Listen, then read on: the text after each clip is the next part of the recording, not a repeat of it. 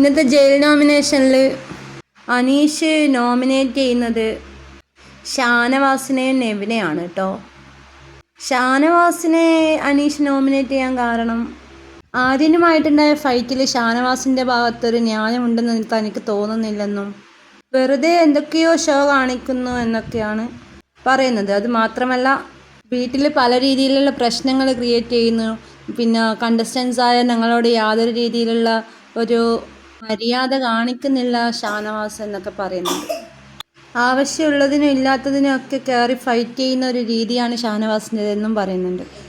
പിന്നെ ഞാനുമായിട്ടുള്ള വിഷയം എന്നാൽ എന്നെ എപ്പോഴും തുറന്ന് കാട്ടും എന്ന് ഷാനവാസ് പലതവണ പറയുന്നുണ്ട്. എനിക്ക് തന്നെ അതെന്താണ് ഷാനവാസ് പറയുന്നതെന്ന് മനസ്സിലാവുന്നില്ല എന്ന് മനീഷ് പറയുന്നു. ഷാനവാസിൻ്റെ നിലപാടുകളോട് എനിക്കൊരു രീതിയിലും അടുക്കാൻ താല്പര്യം തോന്നുന്നില്ല എന്ന് അദ്ദേഹം പറയുന്നു. അതുകൊണ്ടാണ് ഞാൻ ഷാനവാസിനെ നോമിനേറ്റ് ചെയ്യുന്നതെന്ന് പറയുന്നുണ്ട്.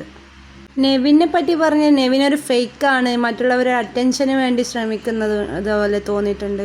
അതുപോലെ ആഹാര സാധനങ്ങൾ ഒളിച്ചു വെച്ച് കഴിക്കുന്നതിനെ പറ്റിയൊക്കെ പറയുന്നുണ്ട്.